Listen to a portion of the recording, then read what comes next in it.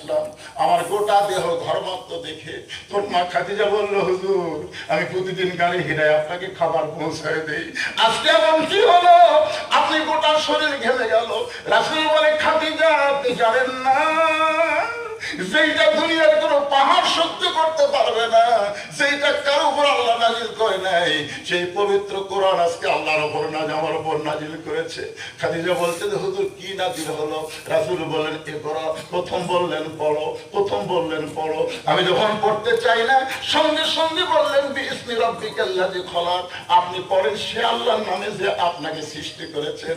রাসূল বলে, খাদিজা এমন পড়া পড়েছি যে পড়ার ভিতরে আমরা আল্লাহ আছে, ধরে কোন সুবহানাল্লাহ। আজকে এই মাদ্রাসায় যে শিক্ষা দেওয়া হয় সেই শিক্ষাটাই হলো বিসমি রাব্বিকাল্লাযী খলাক, যেইটা ধরতে গেলে লা ইয়ামুসসুহু ইল্লাল মুতাহহারুন, কখনোই স্পর্শ করা যাবে না যতক্ষণ আপনি পবিত্র না হবেন।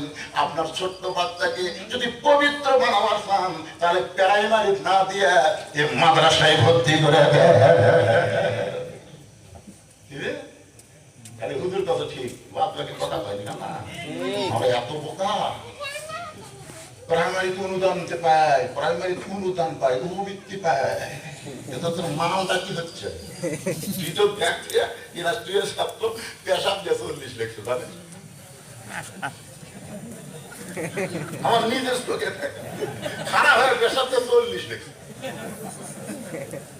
আল্লাহ রে, মানুষ দেখে। আমি দৌড়ে এসে ধরে বললাম, কেন কি করলি? চাচা দোয়া করে নিয়ত করছি 100 বন্ধ লেখবো, মানে 1 মিনিটে পেশাব কম থেকে 40 লিখছে। আমি বলি, কেমনি পেশাব করা লাগে? তুই কোন ক্লাসে পরিষ্কার তুই পড়িস চাচা, যে কেমনি পেশাব করা লাগে তোর স্যার শিখাইনি? বসা থেকে সুন্দর ভাই পেশাব করা লাগে পাগলা। কি কয় প্রাইমারি পেশাব করা যায় দেখি, আমার সারি খাওয়া হয়, আমার সারি হতে মারে, আমি কি করবো? আপনারা বলেন একদম বাগদম ঘোরানোর সাথে ঢাক ধরলাম ছাদর পাবে, এই মিথ্যা শিক্ষার জন্য পবিত্র হওয়া দরকার আছে। আর এটা ধরেন তো আসেন, আজকে সেই মিথ্যা শিক্ষার প্রাইমারির কোনো ফল নাই।